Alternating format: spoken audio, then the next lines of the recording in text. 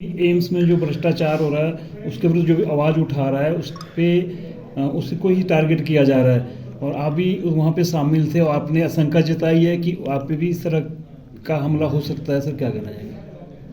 देखिए, जो ये टाइमलाइन अगर जोड़ के देखें, जो घटनाक्रम अगर आप जोड़ के देखें, तो उससे तो ऐसा ही प्रतीत हो रहा है कि जो भी व्यक्ति भारतीय जनता पार्टी के खिलाफ आवाज उठाएगा उसके ऊपर इसी प्रकार से हमले होंगे, तो उसमें हमारा नंबर भी शुमार हो सकता है। और ये बड़ा दुखद विषय है कि इस प्रकार की चीजें जिला बिलासपुर में और हिमाचल प्रदेश में हो रही है। ये देवी देवताओं का प्रदेश है, ये कोई बिहार और यूपी नहीं है जहाँ पे ये चीजें आम हैं। और होली के अवसर पर इस प्रकार की चीजें हो रही हैं, ये बड़ी चिंताजनक है।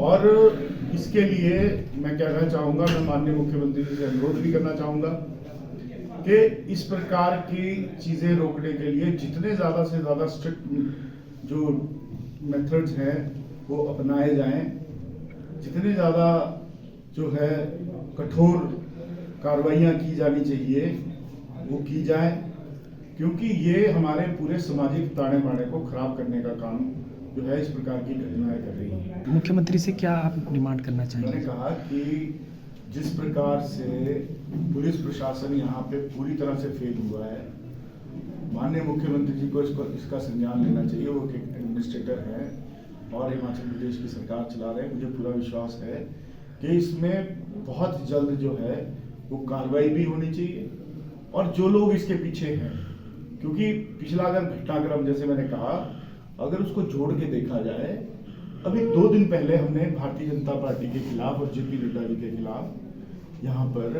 जो भ्रष्टाचार उन्होंने किया है उसमें उसके खिलाफ आवाज उठाई। और आज 2 दिन के बाद जो व्यक्ति उसमें एक व्यक्ति शामिल था उसके ऊपर इस प्रकार से हमला हो रहा है, तो ये अपने आप में चिंताजनक विषय है। और ये चीज पुलिस की इंक्वायरी में और इन्वेस्टिगेशन में पता लगेगी कि क्या इसके पीछे कोई राजनीतिक पेच भी है, क्योंकि मुझे तो अपने आप में शक हो रहा है।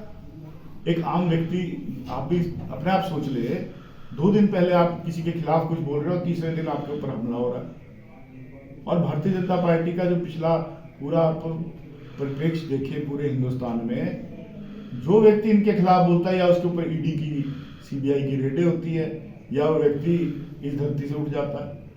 तो ये भी शायद उसमें उसके साथ जुड़ा हुआ कोई मसला हो। अब ये तो इंक्वायरी और इन्वेस्टिगेशन के ऊपर डिपेंड करता है कि वो किस दिशा में इस सारी चीज को जो है वो आगे बढ़ती है। पुलिस प्रशासन का बिल्कुल it is a collapse of police प्रशासन। डिस्ट्रिक्ट जो पुलिस एडमिनिस्ट्रेशन है, ये अपने आप में सोचने की बात है। आप सब लोग बिलासपुर से संबंध रखते हैं, मगर इस प्रकार के हथियारबंद लोग यहाँ पर ओपनली गलियों में घूमने लग जाए तो वो अपने आप में पुलिस प्रशासन के ऊपर भी एक क्वेश्चन मार्क है। और इसके ऊपर भी जो है देश की सरकार को चिंता करनी होगी, क्योंकि हिमाचल प्रदेश में जैसे मैंने कहा इस प्रकार की चीज़ें आम नहीं है, बहुत ही चिंतनीय विषय है। और इसमें जो है जिस प्रकार से पूर्व विधायक के ऊपर गोलियां चलाई गई, अगर एक पूर्व विधायक के ऊपर इस प्रकार की चीज़ें हो सकती हैं तो आम आदमी की तो हालत खराब है। तो ये अपने आप में बड़ा चिंताजनक जो है विषय है और इसमें सभी लोगों को इकट्ठे होकर जो है वो इसके खिलाफ आवाज भी उठानी चाहिए, क्योंकि हमारे सामाजिक जैसे मैंने कहा ताड़े बाड़े का प्रश्न है। क्या हुआ था कल आपके सामने सब कांड हुआ, बताएं जी। नमस्कार सर, मेरा नाम विशाल है। मैं कल होली के पावन अवसर पर जो है हम लोग जो ठाकुर साहब के निवास स्थान सरकारी चिंगर सेक्टर में जो होली का पावन पर्व मना रहे थे, तो करीबन 2:45 बजे के करीब हम लोग बैठे थे, होली का मतलब ऐसे आपस में बातें कर रहे थे।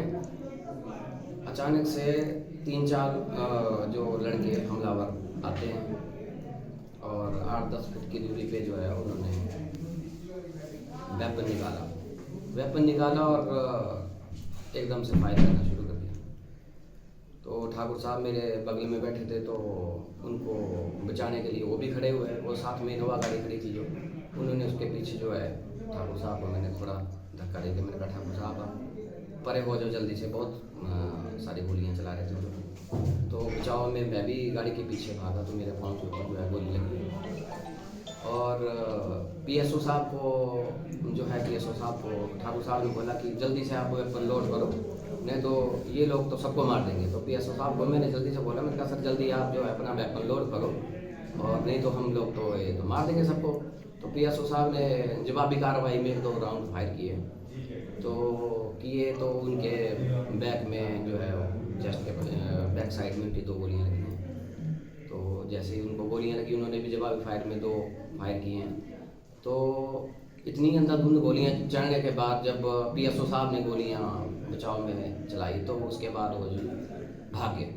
तो जैसे भागे हम लोग भी उनको पकड़ने के लिए भागे पीछे, हम भी 5-7 जो कार्यकर्ता वहाँ मौजूद थे, तो पीछे की तरफ भागने लगे चंगर सेक्टर से। जैसे वो नीचे सर्किट हाउस की तरफ भागे तो हमने पकड़ने का प्रयास किया, तो उन्होंने फिर वेपन हमारी तरफ जो 1-2 राउंड फायर कर दिया था। तो मैं प्रशासन से भी अपील करना चाहूँगा कि दोषियों को जो है जल्द से जल्द पकड़ा जाए।